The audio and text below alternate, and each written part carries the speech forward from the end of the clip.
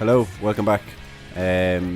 So last week, or whenever it was out, we talked about the Beatles. This week we thought it would be a good follow-on, nice little follow-on, because basically a lot of their sound has been drawn from the Beatles. So we're talking about Manchester greatness here in Oasis. John Paul's been itching to talk about this one for a long time, so the Beatles love child. We can talk about it. The Beatles Exactly, love child. the Beatles love child. And I think, just if you don't know about how Oasis are influenced by the Beatles, like Liam Gallagher calling his son Lennon, I think that just kind of sums it up on how much of an impact they did have. Yeah, be a pretty big, hint. Yeah, kind of says it all, doesn't it? Really does, like. So the band were formed 1991. Originally it was Liam, Paul and Tony, and then Noel joined after. Noel was originally the drum tech for the Inspiral Carpets at the time. Very underrated band. Very, very underrated band. We might dedicate an episode to Manchester on its own, but for now anyway, we're just looking at probably the biggest thing to come out of Manchester music wise. Other than Take That, of course. Oh yeah, unbeatable they are. Class stuff. But yeah, anyway, Liam, two Pauls, Bonehead and Gwigsy, and Tony McCarroll were originally called Rain, and then Noel joined and said, "Oh boys, fuck that, that's a shit name," and came up with Oasis. So that kind of kick-started their career, kind of, I think. They got Noel the name. joining was like a turning point. Do you know where they got the name? Where? It was an old kebab shop Where? in Burnage, I believe. It was an old kebab shop, but there was dozens of stores named Oasis, from the clothes shop to the kebab shop to the drink. So it was just one of them things that just probably keeps coming up, and they like the name of it, I'd say. Yeah. So yeah, as you said there, hailing from the lovely suburb of Burnage. I wouldn't go as far as to say I like Burnage purely because it's Man City territory. But apart from that, I think that's the only downfall of Oasis, in my opinion. Bonehead. Apart from Bonehead's United. The funny thing about Bonehead is he's that dedicated to United that he would not get in the main road gig posters because they were all in city tops and he wasn't wearing a city top. Fair play to him. Stick to your guns, I suppose. Exactly. But anyway, we'll get cracking. So we're going to go by the same kind of step-by-step way of going through it like we did with the Beatles. So first up, wonderful debut album released in 1994 was Definitely Maybe. So do you want to have a little discussion about Definitely Maybe? We go first up, obviously. What an opening track, Rock and Roll Star. Well, hold on a minute now. I have a question for you, Dan. Go on. What was meant to be Oasis's first single? Supersonic? Supersonic was the first single. What was supposed to be? Bring It On Down? Well done. Well done. Was it? Yeah. Alan McGee saw them in King Tut's. I cannot King Tut's in remember. Glasgow. Cannot remember the name of the band. It was an all-girl group. Anyway, and he used to go out with the lead singer of this all-girl group, and he was not meant to be there that night, but he arrived, and the rest is history. But that was the song that they were meant to put out as the first single. But Tony McCarroll could not get the drum track right for it. He could not drum to the beat, basically. So Noel went in and wrote Supersonic into half an hour. I think Tony McCarroll not being able to drum properly kind of sums up the first album for them, like. Why it's so low. Yeah. But in saying that, like, there's still a beat there. Yeah, I think it's very recognisable, Tony McCarroll's drumming. I wouldn't call him shit anyway. I thought he was a good drummer. No, he just wasn't, studio wise in that sense. He's good live. Yeah. Good live drummer. Still drums today as well. I think I've never seen him, but from what I have seen on videos. So yeah, Rock and Roll Star to open an album. Can't go wrong, can you? No. It's one of the it's one of the best. And the funny thing is, like, he mentions driving a car. Like, they both don't have licenses. They've never had a license in their life, and I think it's hilarious. But like, it's not even about that. It's not that making sense to them. It's more making sense to the people who are listening. You know. Yeah, it's making it relatable. Like, and it's a great song. It goes off every time Liam plays. Liam opens up with it religiously. You know. Mm-hmm. So, what a track! What a track! Yeah, and then even moving on, like Shaker Maker. Just following it up by, it's literally just banger on top of banger on top of banger. Like, Shaker Maker, like, Mr. Sifter, so many songs. Like, if you haven't been to Sifters, next time you're in Manchester, just make it a point to go to Sifters. It's out in Burnage, near where they grew up. And it's this small little record store, like, it's probably no bigger than a lot of people's bedrooms, like. And my God, like, you walk in, you can just feel the history in the place, like. You can smell it. Maybe that's just because the records in it are very old, but I don't know. I'm not going to say. But no, Shaker Maker, there's a funny story about Shaker Maker as well. There was a UK Oasis tribute band called No Oasis. They're still going, actually. And they released a song called Teach the World to Sing. And it was basically Shaker Maker with the lyrics changed in the chorus. And that got into the UK top 10. An Oasis tribute band were in the top 10 the same time Oasis were in the top 10, which I think is quite funny. That's mad. I'd like to teach the world to sing. And they were on top. Which song did better in the charts? I couldn't tell you. I think Shaker Maker did might have did slightly better. I'd hope so. But it was in the top 10. It was in the top 10, like that's hilarious. And they were on top of the pops as well. So fair play to the boys. Jesus. That's mad. But I think Live Forever, next song up, I think it kind of just sums up Noel as a songwriter, I think, in some ways. For sure. You know, it just brings the entire album down to earth more so than everything, I think. More than any song on the album, I think. It just kind of, it's the most relatable for a lot of people. But it goes to show you, like, it goes to show you how good it was, because when he brought it down to the rest of the band, Bonehead didn't think he wrote it. And Bonehead actually looked in depth, like, you know, into music again, to try and find where the fuck he got it from. But he wrote it, and it'll probably go down, I think, anyway. Maybe with Don't Look Back and Anger as their two greatest songs. Like, Wonderwall, but meaningfulness of the two songs are, you know. Yeah, I think the depth in the lyrics, you know. The music to it is just insane. The guitar solo, Liam's vocals, the drumming. I always love the drumming in that song. I think it's really haunting the way it starts. Like, I've never heard a song like with drumming like that ever again. Like, and it's simple. The drumming is so simple, but like, it's just brilliant at the same time. And I feel like if you know Oasis and you listen to Oasis, as soon as the first like drum hit hits, you know it's Oasis song, and you know it's Live Forever.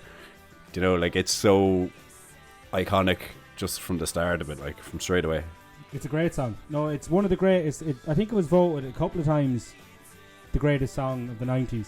Like, on numerous polls, that song always seemed to be number one or number two.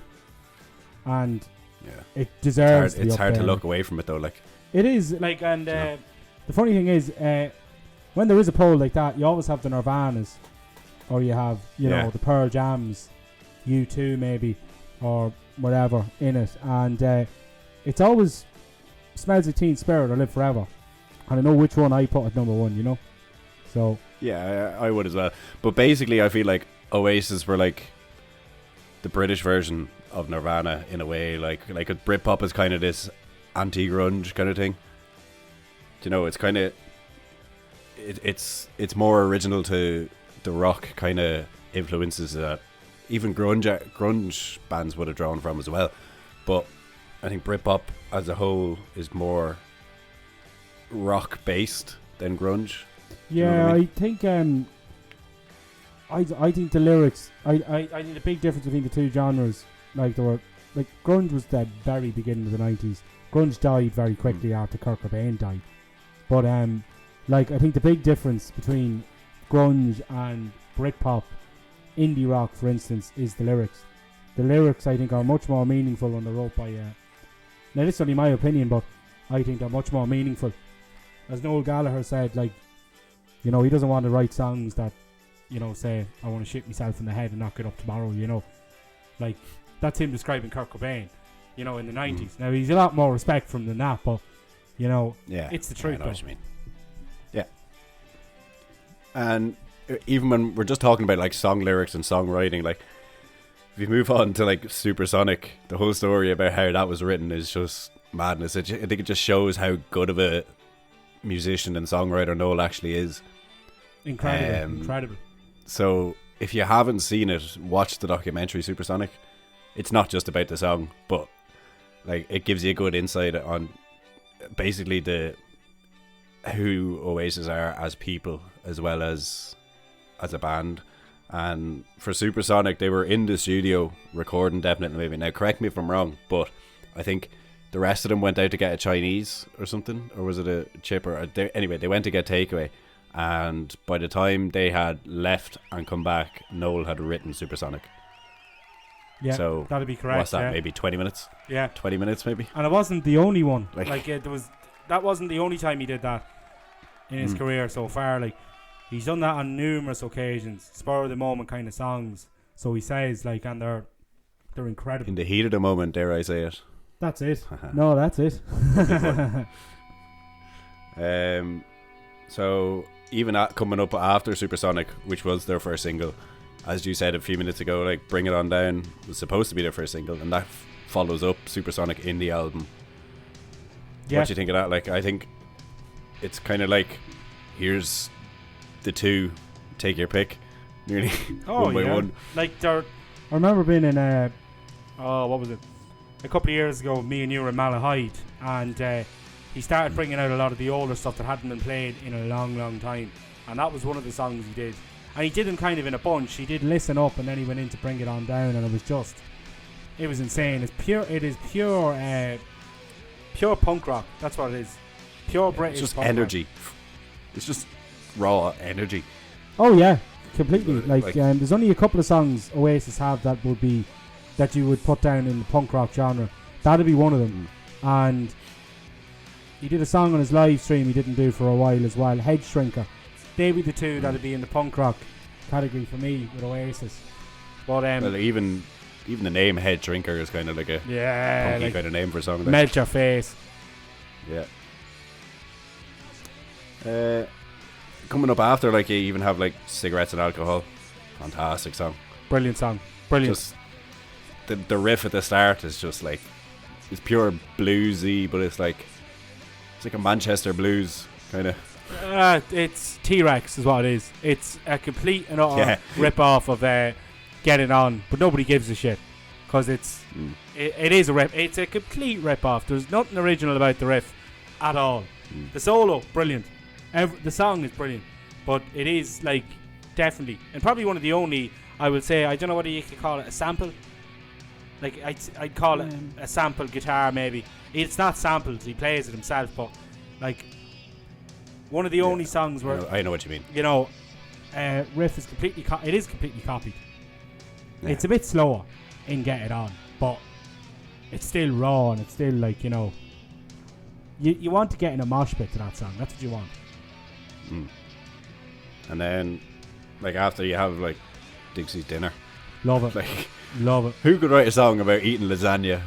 It's class. Only Oasis could get away with it. It's class. It's such a brilliant song.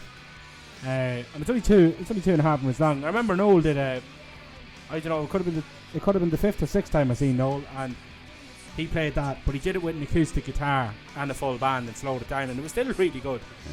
But the lyrics are hilarious. But I think that shows Oasis can get away with writing lyrics like that.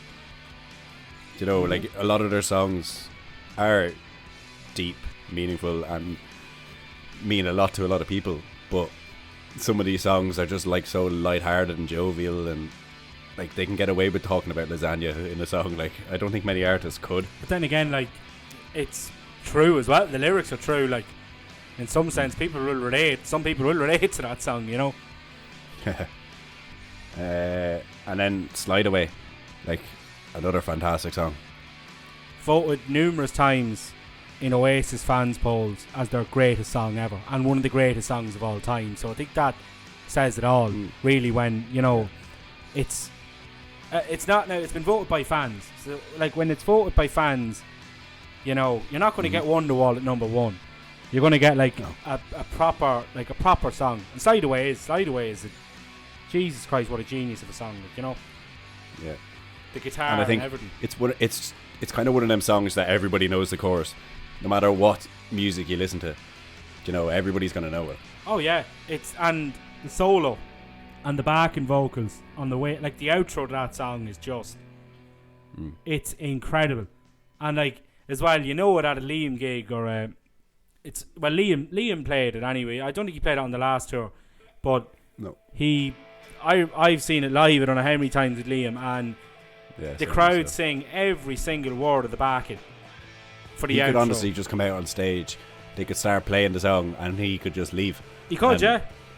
Everybody knows it anyway. Like, I feel like that's the case with a lot of Liam Gallagher gigs.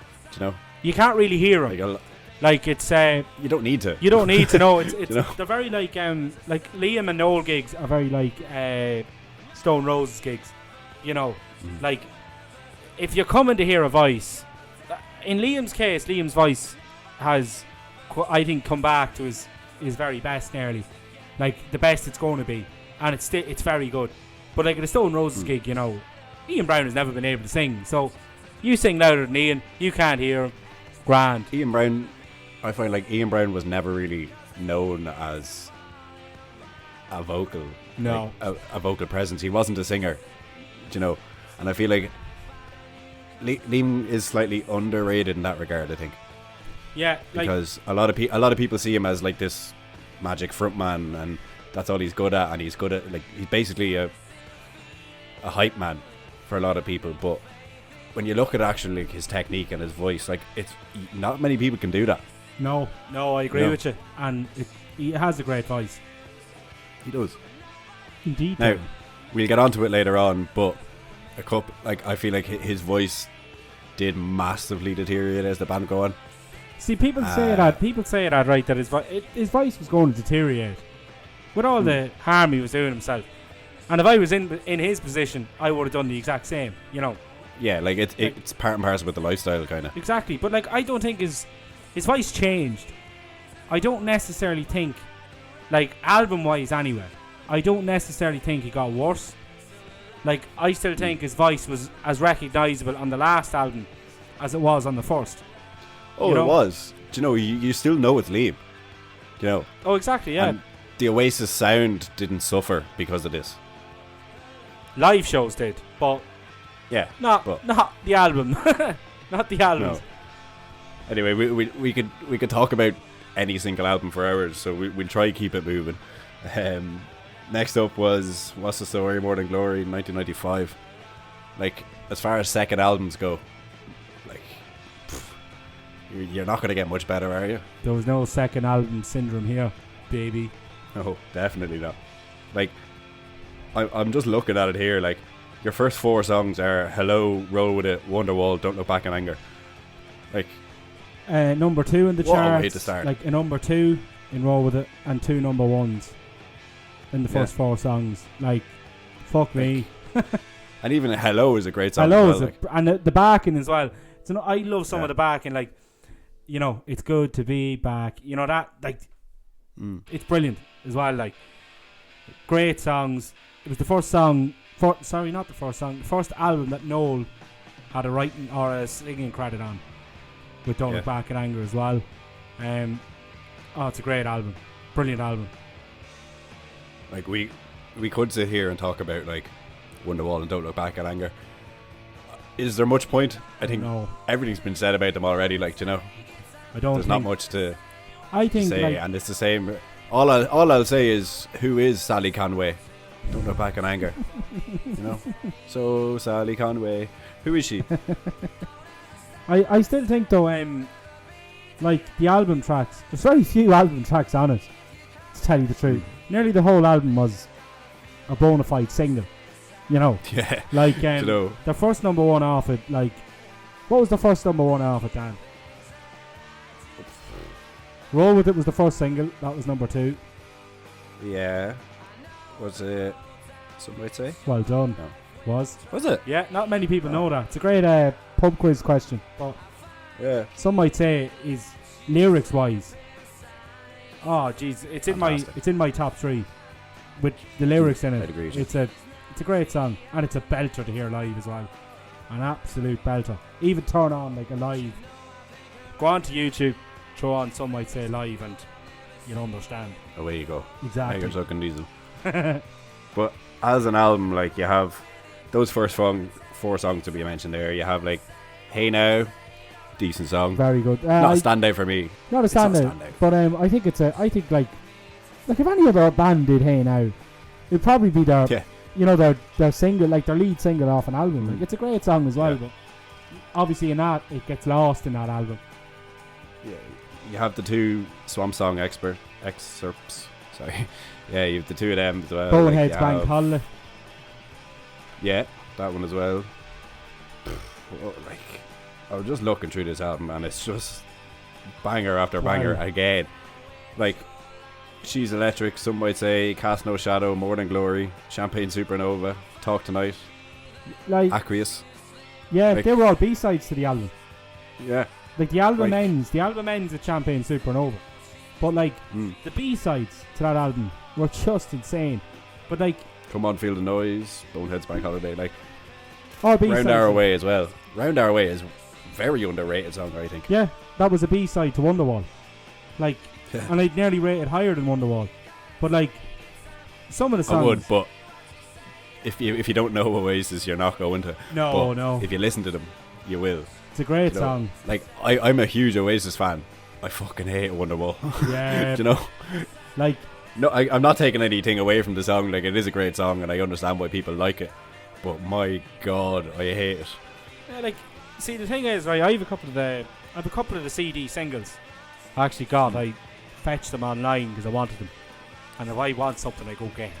But I picked up like the singles and all that, and you can see them on Spotify. Actually, I think they've all the single versions of each track on that album out. Like, the album it ends at Champagne Supernova. There's technically 10 songs on that album. Like, it's in the perfect. There's also not. Do you know? Yeah, like it's in perfect. It's a perfection. Perfection. Like, from 1 to 12, it's perfection. And then the B-sides are incredible. Like, they're the greatest B-side band of all time. If they had just released B-sides all their career, they wouldn't have been as big, but they would have been alright. They would have been doing fairly alright, you know? Yeah. No, they'd still be remembered. Like, even if they didn't write Wonderwall, Champagne Supernova, Don't Look Back in Anger, like, if these songs didn't even exist, Oasis would still be a big band. Yeah, you know? I agree with you completely. And like, for me, like, lyrics wise, like, I love the lyrics in Talk Tonight. I think there's something magic about it. I don't know why, like, but it was during the time when they were out in America, and I think it was LA they were in, and Noel left in the middle of their tour, and he left and went to San Francisco, and he met this girl, and obviously he was still to this day nameless. Yeah. They don't know who she is. I'll imagine that won't change either, you know. But he went, met her, wrote Talk Tonight, and the rest is history, as they say. Exactly. Obviously, he joined the band again. He did come back. He wasn't just, right, that's it, I'm on. Look. As an album. Will we wait? Will we wait to talk about them B-sides until we get to another album? Yeah. There probably should have been. It should have been probably an album by itself because they didn't release all them. Could have been. Fucking B-sides, it's just as good as anything they ever put out. Yeah. It's I agree brilliant. with you. And that's coming up after the next album. So the next album was Be Here Now, 1997. Another phenomenal album. Well. Another one. Like, it's just non-stop, really. Do you know?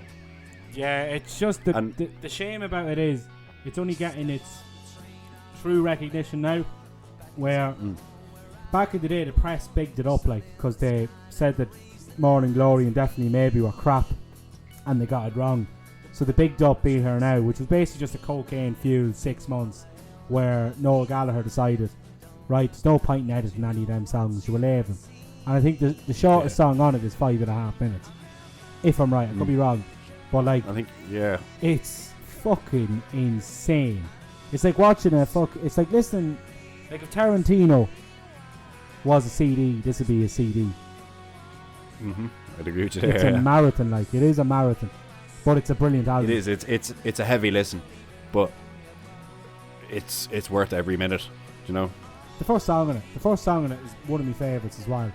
Like, the video for it is just, it just. I think the video shows how much money they got from the previous 2 albums on the tour that coincided. Just with like, fuck this, we're going all out now. Helicopters, gangs, fucking madness. But it was a brilliant video. Jeez, if I had the money to shoot a video like that, I'd do it myself. But what a song! What a song to open an album. I think it's definitely as good as Hello. Whether or not it's as good as opener, I don't think there is anything that compares to Rock and Roll Star as an opener on any of their albums. No.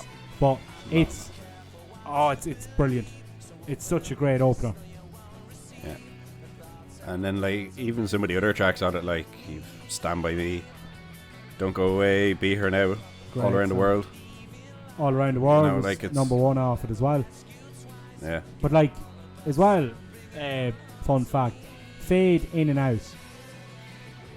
Well, the lead guitar was done by Johnny Depp on that song.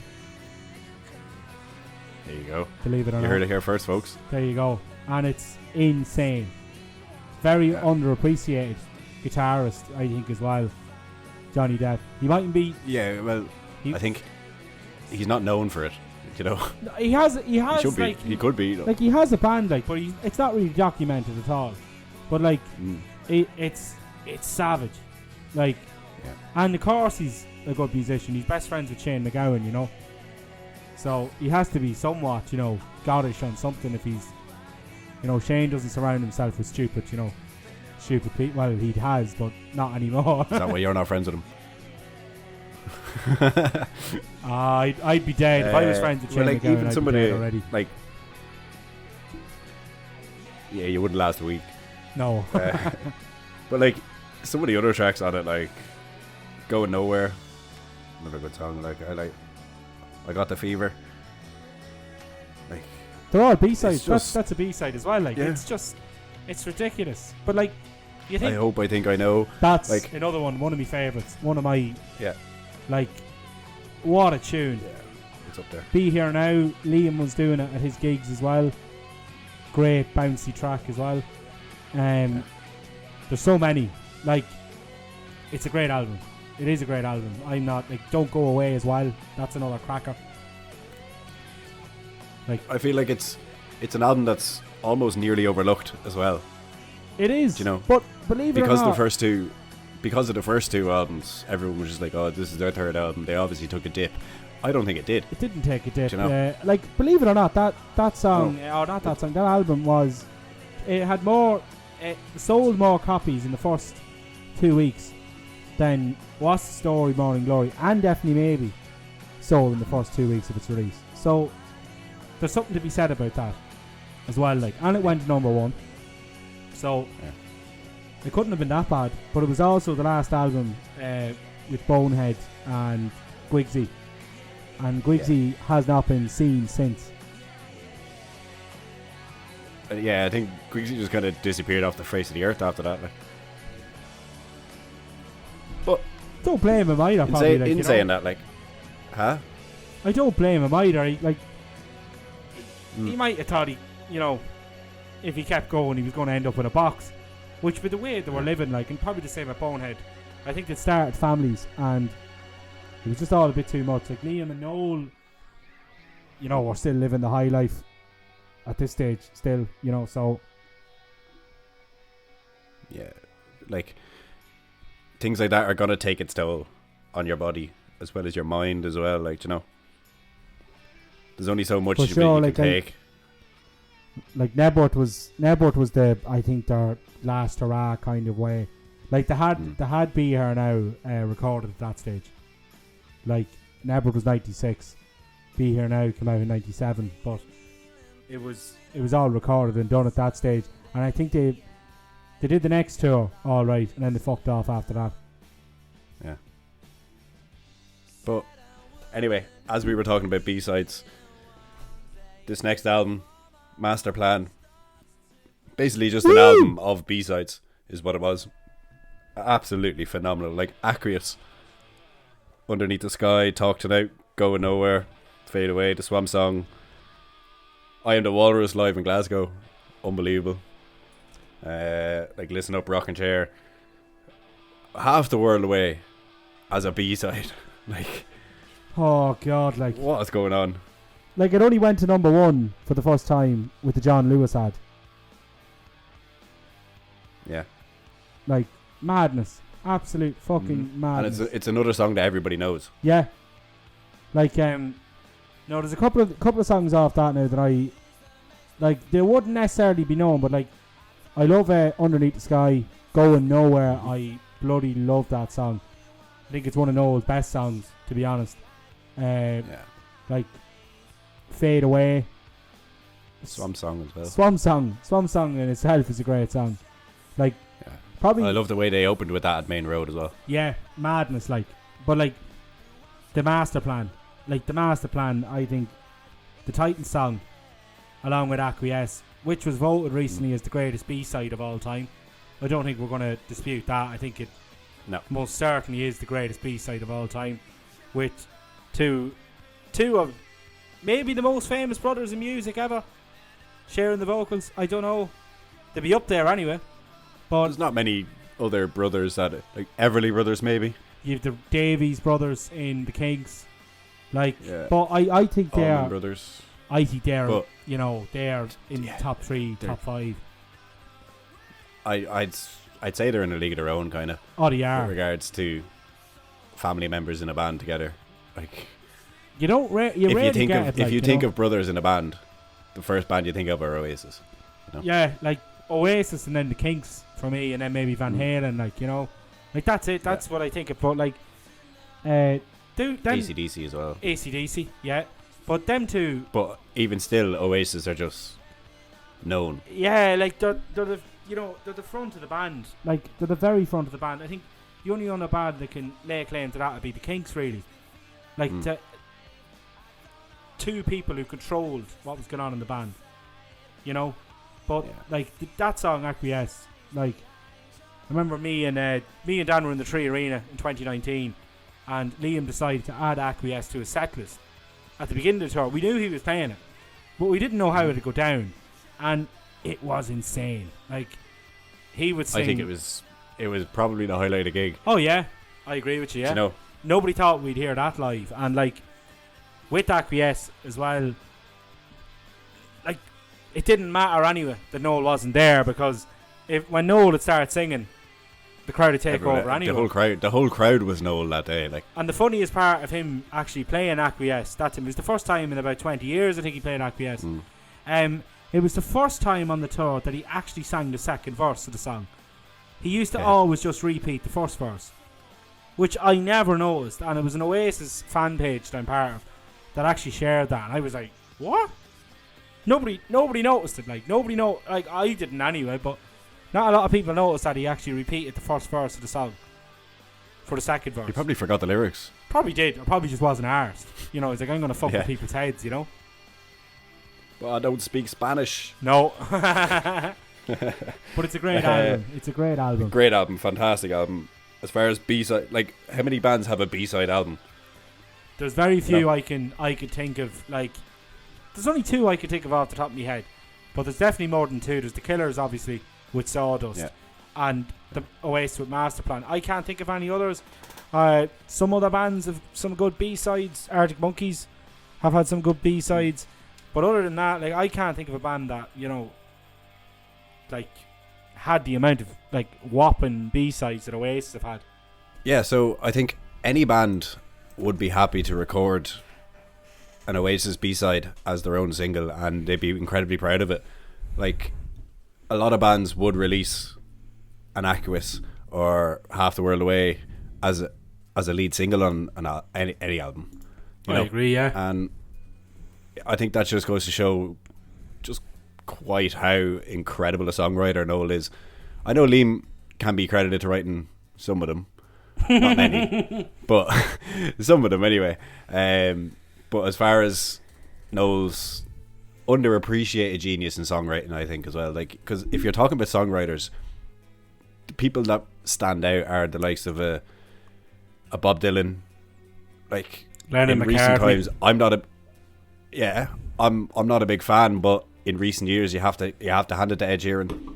Yeah, Lewis Capaldi as well, songwriting you know. goes, the success of it, like there's so many people out there, and I think Noel is slightly overlooked with regards to like songwriting and melodies, and like he basically is the genius behind Oasis in a lot of ways. Yeah, I agree. I always said, like, me and you, like, been Oasis fans for a long while, and like I always said Noel was the brains of the machine and Liam was the attitude, and without the two you don't get Oasis, you know. Exactly. I think like it's two pieces in a puzzle. Without one it's nothing, you know. I completely agree. So we'll move on now anyway. The first album of the 2000s era was Standing on the Shoulders of Giants. I feel like it's a good album, another good album. Not quite as up there with the others, but still decent. Yeah, I agree with you. It was the first record with Jem Archer and Andy Bell, so it was it was a very different. Basically, a new band. In a way. Yeah, the rhythm section kind of fucked with, and the two boys brought in Andy Bell coming in on a very, very good CV, like, you know, with Ride. Yeah. Like, you couldn't get, like, he came in as a bass player. Like, people forget, like, Ride were a very, very good band, and he didn't play bass with Ride. He was the lead guitarist and co-vocalist, like, you know, joint vocalist, and some of the bass lines, like Go Let It Out, for example, off that album, like, insane. But there's some of the songs off it, like Put Your Money Where Your Mouth Is. I would have loved if they played that live, just to hear a live version of that song, because I'd reckon it would have been balls out kind of live. Yeah. And I'd love to hear Liam sing it. I'd love to hear Liam do it on his, you know, his next tour or whatever. But yeah, but I think Liam's getting to the point now where he's released 2 solo albums. He doesn't need to fill his set with Oasis songs, and if he's going to, it's not going to be something like Put Your Money Where Your Mouth Is or something. It's going to be the bigger ones. Yeah, but in saying that, it is a great song. It is I'd a great love to song, hear it as well. But I'd go as far to say, like, me and you as musicians, we played in bands and all that, and like, if I was to pick, like, you know, a song that not many people would know to cover to release as a single, that would be high on my list. It's an absolute anthem, and it'd go down very well today. You know, the keys, the synthy kind of keys, and the heavy guitars, like, it's a serious tune. And of course there's Where Did It All Go Wrong as well. That's one of Noel's, like, great one as well. It's one of the most underrated Noel tunes ever. Like, he did a version of it on Jules Holland, and that's nearly more popular than the actual album song with the full band. Yeah. Like, it's a great song, great lyrics, and again, as you were saying, like, with the B-sides, like, any band would be happy to release, like, Where Did It All Go Wrong, and that was a single. It was a single off it, and I think Go Let It Out was a single as well.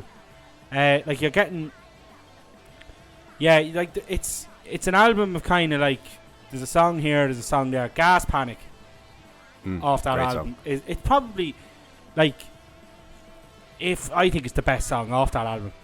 Like, I think I'd agree with that. Like, "Fucking in the Bushes" is a good song as well. Yeah, everyone forgets that's on it. Like, it's the opening track, isn't it? Yeah, but if you were to take a song out of this album, I think the only one that would probably fit in with the first 3 albums is "Gas Panic." Do you know? Yeah.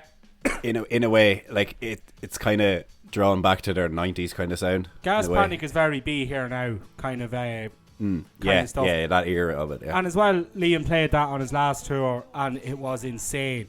Like, it was an insanely good song live. They played Wembley. One of the last gigs at Wembley, actually, the old Wembley Stadium. They played 2 nights. They did a live album with that on the same tour, Familiar to Millions. And there was a version of that they did at Wembley, and it's one of the best live tracks I think they ever did. Yeah, I'd agree with you. But even some of the other songs, like "Sunday Morning Call," it's a good song. Yeah, like I'd be of the notion that they don't have a bad song, but see, me and you are very biased in that kind of sense, because we'd listen to any kind of Oasis song. Like, there's not a bad one in my book, but if there is, like, not everyone is as big a fan of Oasis as us, so people are going to find bad ones. But again, I think it was their worst selling album, and you can understand why. There's no Wonderwall, there's no Don't Look Back in Anger, there's no song kind of like that where people could cling to and be like, oh yeah, I know that there's one, no big standout single on it, Go Let It Out was the best selling single off it. But even at that, in the greater context of Oasis, it's not as standout as the rest of them. Definitely not. I remember hearing Noel actually included it the last time I seen him. He did it now, and I love Noel, love him, all that, but fuck me, it was atrocious. Like, it just Go Let It Out was one of them songs where only one man could sing it. There's only one man who could sing it. As I say, balls out attitude, and it's Liam. And it was. I think part and parcel with the song is singing it with the attitude. Oh yeah, you have to. If you sing it with no attitude, it's not Go Let It Out. Like, I think this album was the first album where Liam had a songwriting credit on it for Little James. Yeah.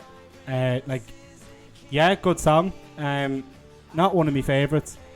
It's a good album. Like, I have it on CD. I put it on every once in a while. It is good. Like, and we keep coming back to the point, if any other band released it, I think it would do all right. Like, Yeah. But I think for Oasis, it's, in my opinion anyway, it's their weakest album. Yeah, I'd go as far to say that myself. And I think the 3 albums that followed were, like, actually, like, they're kind of a different kind of era of the band as well. Like, obviously it's going to happen, like, they're on the go for whatever 18 years, but I think it kind of showed a different side to Oasis in the last 3 albums. Definitely, but I think it's more down to the fact that it wasn't just Noel writing the songs at that stage. Noel wrote the vast majority of the rest of the songs, but you had Andy Bell, you had Gemma Archer, and you had Liam penning songs, which I think that came more to fruition after Oasis when BDI started. Like, that Jesus, they actually could write good songs, but it was the changing of the guard in a kind of sense, and nobody really got how it was much. Nearly out of necessity as well. It was, but like, you could see it. I think they lost a lot of the magic when Bonehead and Gwigsy left, but still they were Oasis. The 2 brothers were still there. So there's not really much point talking about Familiar to Millions. It's just a live album. Like, as far as live albums go, it's grand. It's good. Yeah, does the job. It's good. Like, there's Noel had a B-side actually. He didn't mention it. Wasn't on the master plan. Like, the master plan is a collection of what they call their best B-sides, but did other B-sides that didn't get a look in on that album, and B-sides that came after that were brilliant. He had a song called Step Out, and it only came to my mind because he played it at Wembley, and it's a class song, brilliant song. Liam originally did the vocals first. They were scrapped. there is a YouTube clip of him doing a minute of the vocals, and they sound as good as you think they'd sound. From 95, about 95, 96, because it went on the B-side it was a B-side to Don't Look Back in Anger. And it's another great song. Real rock and roll, really 70s kind of rock. Classic rock. You could see their influence, like T-Rex was a big influence of Oasis. Like, as well as John Lennon and Paul McCartney, like T-Rex, The Who, you could hear that coming out in that song. Yeah, I feel like they're almost a new wave of that kind of generation of music, if you know what I mean. Like, you have obviously your big stalwarts in the Beatles, Rolling Stones, The Who, Led Zeppelin, even to a degree. Like, you have all of these big original rock bands in a way, and then Oasis kind of came in as like a little brother kind of thing and just transformed it again, brought it back in a way. Like, you look at that gig, you did, we're not going to go in depth on it, but like they kind of had a hats off kind of to their influences and that. More specifically Noel, to be honest. Cigarettes and Alcohol, when they did that, they finished off that with an instrumental of A Whole Lot of Love, which I thought was great actually. And Noel did a cover of Neil Young's song Hey Hey My My, and I actually prefer the Noel Gallagher version of that song than I do Neil Young's. Probably because it's acoustic, the Neil Young one, but he made it a full band song, Noel, and it's a great version of the song. But Neil Young is another influence, which you would not put Neil Young in the influences category at all with Oasis. No, you wouldn't, but I think that kind of shows they've kind of drawn influence from a hell of a lot of bands, a hell of a lot of artists that you wouldn't even pick up on. Oh, but you wouldn't know. If you were to ask them, like, they'd say they have, and they'd probably get down to the nitty gritty of it and where they got their influences and why. But I think it goes to show how versatile the band actually are as well. Yeah, like, very versatile. It's not just a generic like, oh yeah, we're influenced by the Beatles. It's a lot wider than that. It is. Like, it was like, to be fair, it was like the Beatles were reborn again in the 90s. Just barring the fact they just couldn't break America. That was more so down to the fact that, it wasn't that they couldn't break America, it was just that Liam didn't want... It's not that he didn't want to break America, he just didn't put the effort into breaking America in a kind of sense. Yeah, they didn't need to. They kind of...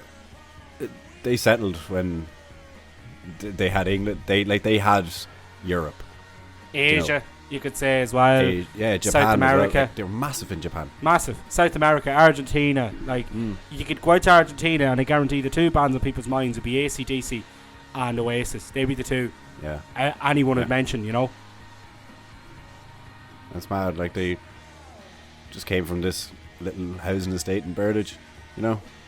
It's crazy. But like, getting on to the next album, like, to be honest, the next album, there is a song on it that people can cling to, and it's been covered and covered and covered, and it went number one as well. So Heathen Chemistry, released in 2002, I think. Stop Crying Your Heart Out is just this phenomenal song, and that is another one that would fit in with any of the first three albums as well, I think. I agree with you. It was their first number one in a while as well. It was their first number one in 5 years since the Be Here Now days, and it deserved to go to number one. And there was two number ones on this album, so I could just show you they're getting their kind of feet back on the ground and getting the train rolling again. Yeah, it was like they hit a little speed bump, had a little wobble with Shoulders, and then Heathen Chemistry came along, and it was just, we're back, baby. There's great songs off it, like, and another lyrical masterclass in Little by Little. Like, it's amazing. It's an amazing song. The lyrics are brilliant. One of my favourite lyrics ever. True perfection has to be imperfect. I know that sounds foolish, but it's true. Like, that's always kind of that lyric, them 2 lines or whatever it is, live with me since the first minute I heard the song. It's a brilliant song. Brilliant. And then, like, even opening up the album, like, you've the Hindu Times. Yeah, great the song. Hindu Times, like, brilliant as well. Underrated. Yeah. And then you've Liam's best song I'd say an Oasis. Actually, no, Yeah, I'm going I'd to agree. say is second best because I think he's a better one than that. But Songbird's a very good song. It's actually getting played an awful lot on the radio. I've noticed recently, for whatever reason. And like for an Oasis, like it's a really good song, I think. But he's never sung it on any of his solo shows, which surprises me because, like, it's the biggest Oasis song he wrote, I would say. Yeah. And it is a good song. It's simple and it's very Beatles. It's Lennon, like it's straight to the point. It does have John Lennon written all over it. For sure, like, but like there's that song and there's, I didn't realize it was on the album, but it was a B-side as well. But it was on the album. She Is Love. Like, that's another great song. I love it. Like, two of the most simple songs on the album are two of the best off the album. Nearly. Like, they're brilliant, but you can't go. You really can't go past Little by Little or Stop Crying Your Heart Out on that. Yeah, they're just the two songs that, once again, you can cling to. They're familiar. Everybody knows them, and you just can't look past the two of them really. But some of the smaller songs on it, like Force of Nature, great song, another good song. A Quick Peep is another favourite of mine from that album. Born on a Different Cloud. Yeah, I think that was wrote by Jem Archer. I'm nearly sure that was his first songwriting credit for Oasis. That's another great. It's a great song as well. Like, yeah, it's a very good album. It's a lot better than Standing on the Shoulder of Giants. Yeah, that's for sure. Not saying Standing on the Shoulder of Giants. That's very difficult for me to say. Standing on the Shoulder of Giants is a bad album. It's not, but it's definitely an improvement. Heat and Chemistry. Yeah, so released in 2005. For me, this was the first time I had heard Oasis. Like, I'd been aware of Oasis releasing music, and it was with Lila. I remember I was watching MTV or whatever I was watching at the time, and Lila came on, and like I'd heard of Oasis kind of, but I was never really into them. Like, I was only 9 at the time, and when I heard Lila, I was like, oh, I like this, and then I started listening to them, and have never looked back since. So like, Turn Up the Sun to open an album. Not quite up there with the rest of them, but decent. I love it. I think it's a great opener. I think it's class, to be honest. Like, open up an album. I carry madness everywhere I go. Sorry for my singing on this podcast, but as you can tell, I'm a big Oasis fan. But like, it's a savage song, and it, in my opinion anyway, like, it's a great opener as well. Like, the live at Manchester City Stadium, they open up with that, and it's class. The crowd is bouncing. It's a great song, I think. And then, like, even moving on, you've like Milky Fingers, decent song as well. Good tune, yeah. Like, I feel like a lot of this album is overlooked. Like, you have Lila and The Importance of Being Idle, but a lot of it is kind of just gone under the radar as well. Two number ones. I think Lila was the number one, and The Importance of Being Idle was number 2, I think, at the charts. Yeah, I don't think it got to number 1. But it shows you. It just shows you the influence they still had after 11 years since the first album came out. Like, so incredible. Like, they just kind of kept going, and they transformed as music transformed as well. They weren't just this one-dimensional band. A lot of people probably think they are, and I've heard people say that they think a lot of their songs sound the same. I disagree. So would I. Not yeah. I can see what people mean. Like, a lot of this stuff, there's a formula to the music, and a lot of it is very regimental on how a track is laid out, and a lot of that is very similar. But it's also, there's a hell of a lot of songs that are completely different. Yeah, like that album that had, of course, the film as well with that album. When we were on about the Beatles, the slid into the Beatles-y kind of thing with releasing a film with this album. It wasn't like the Beatles one, but it was a documentary style film, which I have on box set, of course. But like Lord Don't Slow Me Down, the name of the film, that's a great tune. Wasn't on the album. It was a standalone single with the film. Like I think this was their true return. This album, this album to me would be like, if I was, the albums like this would be under definitely maybe a Must Story Morning Glory for me.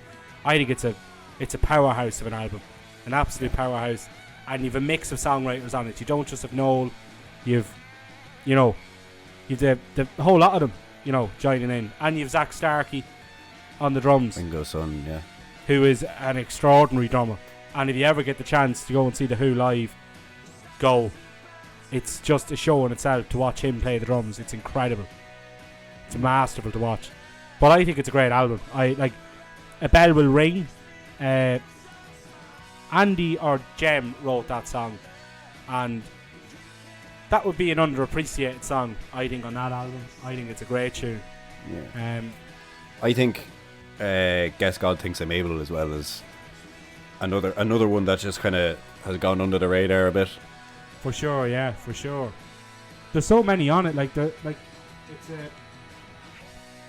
it's another work of art, really. Like, yeah, I'm sure at the time people thought they were gone, and then they arrive back with this, and you're like, fucking hell. And I think the title of the album tells a story in itself, like Don't Believe the Truth.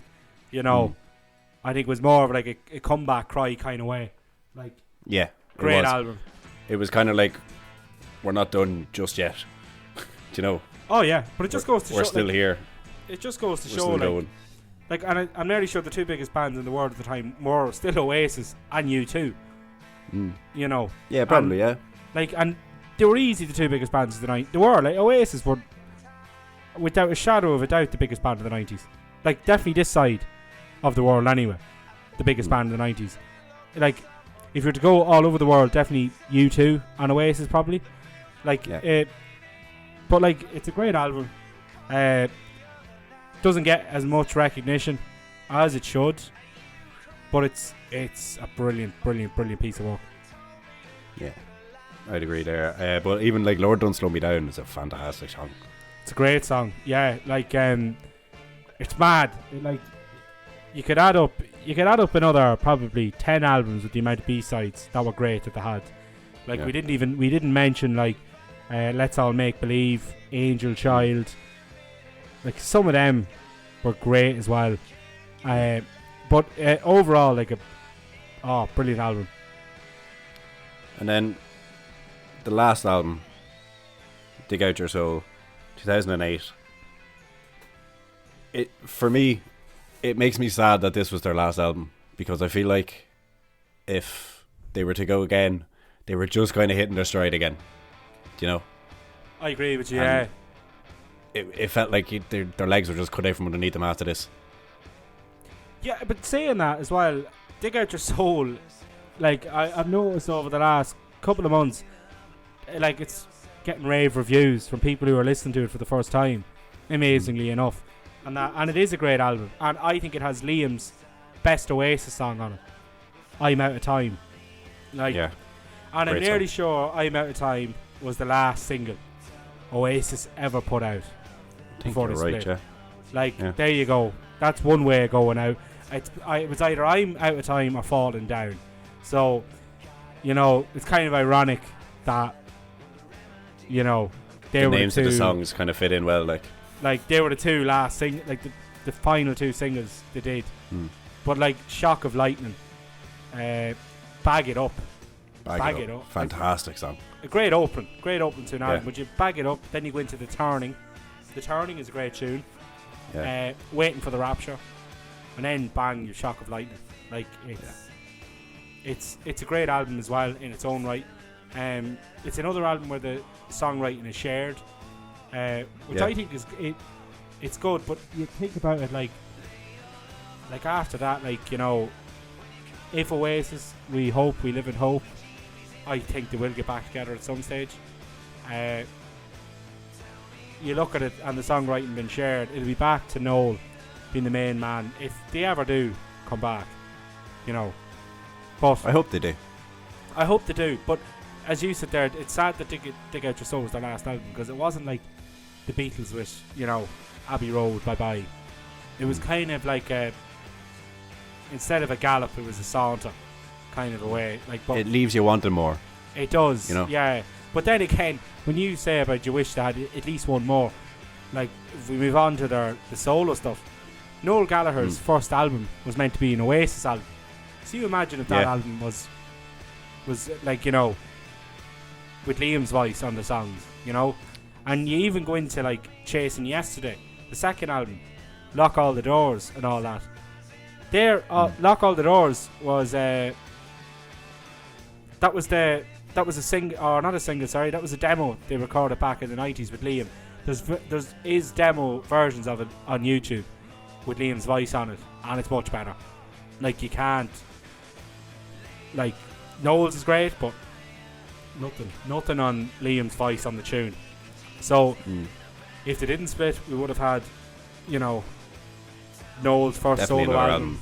We would have had Noel's solo album first to debut as the next Oasis album, and how good would that have been? Not to take away from how good that album was, because, like, if I was to rate all the albums they've done, you know, after Oasis, between the two of them, that would be number one. I'd still rate that as number one. There's not a bad song on it. Like, it's just epic. And it would have been interesting to see how it would have turned out as an Oasis album, because to be fair, it wouldn't have been the same. It would be different as the Noel version. Like, obviously it's going to be different if someone else is singing the songs, but I think it just would have had a different kind of feel to it. I think it would have been more raw if it was Liam doing the vocals. It definitely would have been more raw, but it is perfection. I've said it so many times, but and I'm biased, but that album, and I remember the day it came out, and I couldn't get tickets for Noel. He was playing the Olympia, but like playing the Olympia of all places, and the tickets, of course, gold dust. You couldn't get them. It was the same day. I got one, just saying. Dickhead. Were you at it? Yeah, I've seen Noel 5 and Liam 6, I think. I've seen Noel 8 times and I've seen Liam 6 times. So fuck you. Sorry, well, do you know what? Neither of us have seen Oasis, so... No, you've seen Noel in the Olympia, I've seen Liam in the Olympia, so it evens out. Yeah. I've seen Liam in the Olympia twice. Like, it's 1 for 1. Like, BDI are such an underrated band as well. Like, I think that their time, it just wasn't the right timing. It was never the right timing. They just kind of jumped on the wagon again and went straight away. Like, I couldn't believe, like, I remember, like, I was only in, like, I started listening to Oasis in first year of secondary school. That's 11 years ago. That was when I started listening to Oasis. And I remember the first album I bought, which was Time Flies. That was the greatest hits album they released after. It was a compilation of all their singles. So a good way of getting into Oasis. But I remember BDI releasing songs, and then they were playing the Olympia that time, and I couldn't get tickets again. Sads. But I couldn't understand how a band that under 2 years previous to that were playing Slane Castle, Wembley Stadium and all these places are now playing, and no offence to the Olympia, the great venue, but now going from 50,000 seater places to 1,100 people. I could never get that. And they probably deserved, they definitely deserved more than what they got. Like, the two albums they did put out, Different Gear, Still Speeding and BE, like, they're very good. They're brilliant albums. Like, and it's different. It's very Beatles-esque, that first one they brought out. Yeah, it is. You can tell that coming through. But there's some great songs on it. Away, like, it's another album. Like, it's a controversial one, but I go to say it's like Noel's is obviously Noel's first album is definitely the best, like, part, like, you know, after Oasis. But BDI, Different Gear, Still Speeding, I put very close to that. Like, it's a different album. I like, again, I'm biased. Like, you have The Roller, you have Bring the Light, 4-letter word. Like, they're great songs, and they would have been brilliant Oasis songs as well. Like, imagine having a mix of that first BDI album and Noel's first album as Oasis' 9th album. Like, it would have been sensational stuff. It would have been probably up there as one of their best albums, I think. For sure. Like, I just think they were overlooked. Very overlooked, BDI. Because of Noel, I think people were more interested in what Noel was going to do, going solo. Yeah, I think it was because everybody was familiar with Liam being the front man and being the singer. I think people wanted to hear a bit more about Noel, you know? See could he do it, basically, I think. Yeah. And to be fair to him, it was a big fuck you saying he can. Yeah, like, and he could do it. And I remember the first time going to see him in 2012 in the O2 at the time. Couldn't get tickets for it, and then my mum went into a Ticketmaster outlet in Navan and they printed 2 extra by accident. So my mother picked up 2 tickets for me and my father to go to Noel and went up, and I've never experienced an atmosphere like it in my life. It was just insane. It's what the Liam gigs are now, is what the Noel gigs were back then. Like, it was incredible. Like, the place was bouncing and it was magic. It was the first album tour. Like, he played the Olympia in the October and then ended up having to do an arena tour because nobody could get tickets for the venues he was playing, you know, the first time round. Yeah, I think he undersold himself as well. He did, yeah. But, like, you kind of have to do that because you don't know what way it's going to go. But yeah, he blew the roof off the place. And I've seen him numerous times after that. I think he's brilliant. But now the tables have turned, in my opinion. I think Liam, for sure. Liam is, like Alan McGee said the other day, he reckons that Liam is just as big as Oasis. And what he meant by that was that he reckons Liam could put on a show at Nebworth and sell it out. And to be honest, I wouldn't disagree with him. I think Liam could possibly do 2 nights at Nebworth and sell them out as a whole nostalgia thing as well. Like, with people obviously of our age who, like, weren't born when they played Nebworth. Like, we'd want to go for the whole history and the whole, you know, like, Nebworth. Like, for me, a case can be made for Liam Gallagher to play Slane as well. For sure, yeah. Because I find, having seen both live, I don't think you're going to get closer to Oasis than you will being at a Liam Gallagher gig. Yeah, I completely It's as close agree. as you can get, I think. Like, Bonehead. You have Bonehead out on stage for the majority of the gig. I know Noel has Jem and he has Chris Sharrock playing with him as well, but they're not.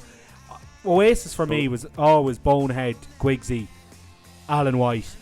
That's who it is. Tony McCarroll, yeah, but Tony McCarroll is not going to, like, if there's ever a reunion, Tony McCarroll won't be part of it.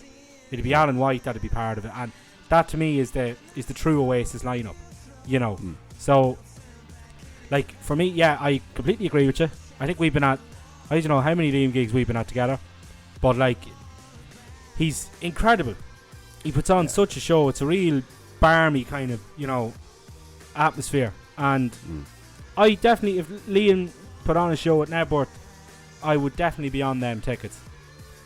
100%. They would be like gold dust stuff. Oh, they'd be gone like hotcakes. Like, but I definitely think I definitely think there could be a case made for Slane, and definitely a case made for Nebworth. Like, I think he could definitely sell out the 2 places. You know, I've no doubt he could sell out the 2 places. And with or without of his 2 albums, which one do you think? Which one do you prefer? I actually voted in one of these polls the other day, and I went with Why Me, Why Not, for the simple fact that I prefer the way Why Me, Why Not is recorded. I think As You Were is very held back. Yeah. That's not to say now, I think it's very difficult. Like, I love As You Were. Like, I remember Wall of Glass coming out, and I was just shocked with how good it was. I remember you when Wall of Glass came out, and it was just, But I think every Oasis fan was like, whoa. Here we go. Like, this is good shit, like, you know? Like, and then I remember being out, actually, he released Wall of Glass. It was the same week I was going to see the Cortiners in Manchester. And I remember, actually, the day of the gig, the Cortiners gig, Liam had announced he was playing the Olympia. And I was sitting in the Arndale shopping centre in Manchester, and I was like, I have to go. So I ended up getting 2 tickets on the day I was going to another gig, because he was playing the Olympia, you know, 10 days later. Yeah. So that's why I ended up going to that, and I went to that, and this was before the album was out. This was 5 or 6 months before the album was out, and he played the songs that were coming out off the album. and they were incredible. But then when the album came out, I was a bit disappointed with how held back they were. You know, when you hear them live, when you hear the Like a Greedy Soul live, Bold, I've All I Need, there's so much more in your face, like. Yeah. And I just think the recording end of it let that album down. But I do think the two albums are brilliant. I could listen to them back to back. Like they're class. What do you think? For me, yeah, I think the songs on their own on As You Were slightly shaded, but I'd agree with you with the whole recording. Like they're kind of held back. Like Why Me Why Not is a fantastic album, and that's another one that could be made a case that if it was an Oasis album, you know, it would, it'd be up there as well. I think that Why Me Why Not contains his best solo stuff, in my opinion. Shockwave. Shockwave is brilliant. Unbelievable. But I'm not even, like, I wouldn't even go for one of the Rocky ones as his best song. His best song, meaning wise, all that would be One of Us. Yeah. I think the video and everything, it's spine tingling. For What It's Worth is up there as well. For What It's Worth, yeah, that's another one. I put them two and Once. They're 3 acoustic songs. Like, they'd be his top 3 for me, like. And they're great songs. They're really, really good songs. And One of Us is just, yeah, I just think it's an incredible song, tells an incredible story. And what I'm sad about was that we didn't get to hear it live, which I haven't got to hear it live yet, and I've heard it live through YouTube and stuff, and it sounds class, it sounds great. So hopefully we get the chance. So, you know, Liam, if you're listening, you know what to do. You know what to do, Liam G. I think even if you're looking at some of Noel's stuff, like you have In the Heat of the Moment, If I Had a Gun, Holy Mountain. But for me, my favourite Noel song is AKA What a Life. I think that's just my opinion. I really rate that song. It's a great song. It was used on Soccer AM for years as well. Yeah, it's used on a lot of the sports stuff. But like, again, like looking at Noel, I love his Rocky stuff. But again, if I was to pick his top 3, they're kind of acoustic numbers. Like, If I Had a Gun is fantastic. I think it's the best song, the best song he's wrote since the end of Oasis. And then you have like number 2, and it could have been number 1, but The Dying of the Light is just fantastic. It's an incredible song. And of course the last one, Dead in the Water. Like there are 3 brilliant tracks. And like the album version of Dead in the Water was actually recorded at 2FM Studios. So there you go. And like I've heard them all live, and I think, and you've heard them all live, I'd say, at this stage as well. And they're just brilliant songs. Like honourable mentions to You Know We Can't Go Back. I think that as well, that'll be up there with me as well.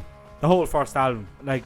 But I think as a whole, I'd rate Liam's solo career, BDI and his solo stuff, that bit higher than Noel's solo career. I think it does just shade it. But that's not taking anything away from Noel. I think, like, obviously, they both have had these fabulous solo careers.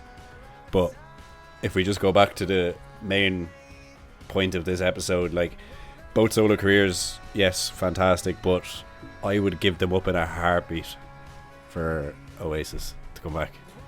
So would I. But see, somebody made a point as well. Says, why would you want Oasis to come back? Like, you know, you're getting double the amount of music you would if Oasis were.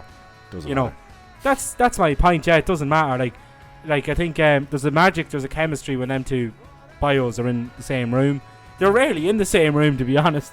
And they don't have to be. A bit more than a magic and a chemistry. There's a few bruises and broken legs, but a few broken guitars, a few like stuff thrown out of the fruit bowl. But no, I would sell an arm and a leg to see them boys live. I think it'd be just as magical as the Stone Roses reunion, and like definitely I would love to see it. Hopefully it'll happen.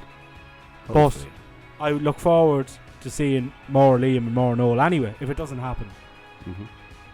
But we'll finish off. I'm going to pose a question to you. You put me on the spot the last day. about the Beatles question. I'm going to pose a question to you now, right? I have 2 tickets in my hand. One for Nebworth and one for Main Road. Take one. Nebworth, because I'm not a City fan. Simple There's your as. honest answer. Simple as. There's your Yeah, fair answer. enough. Fair enough. Fair enough. I'd get fucking killed, man. Yeah. Yeah. Well, if you take Main Road out of the equation, just the atmosphere of it, it is a hard question, I Yeah. think. But I definitely pick Nebworth. Nebworth. It's unbeatable, I think. If I could Yeah, go back like- in time to go to any gig, I think Nebworth. Nebworth and Spike Island be the two for me. Yeah. And I picked Nebworth over Spike Island because apparently Spike Island was shit. So I'd go with Nebworth. Fair enough. Yeah.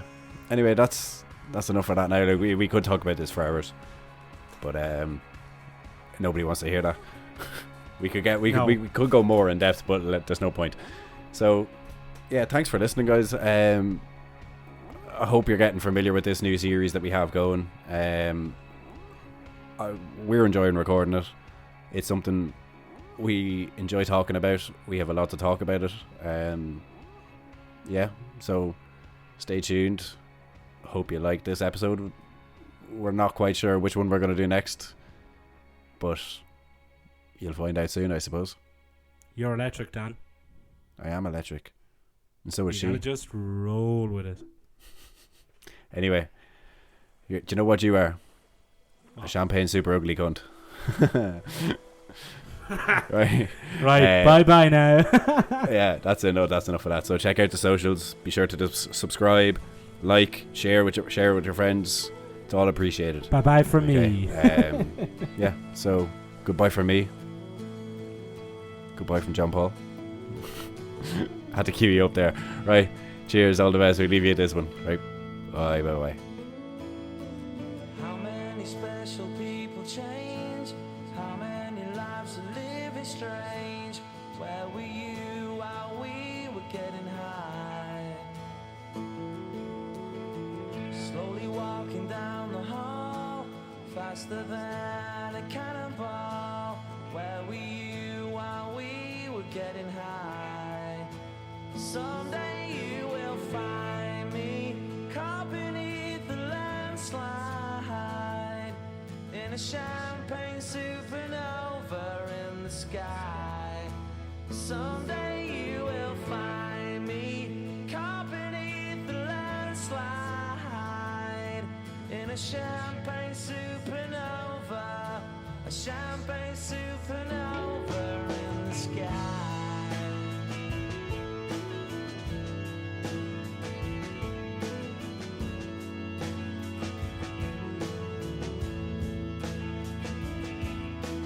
Wake up the dawn and ask her why.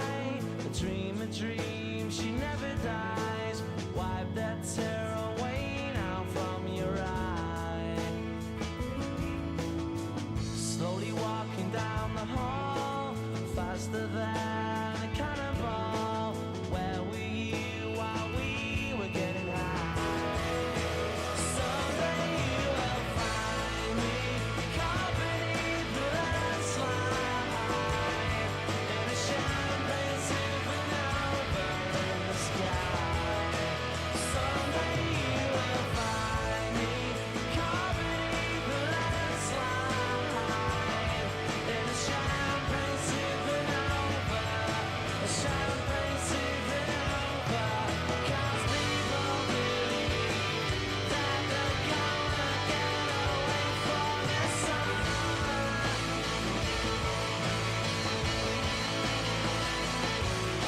But you and I live and die, the world still spinning round, we don't know why.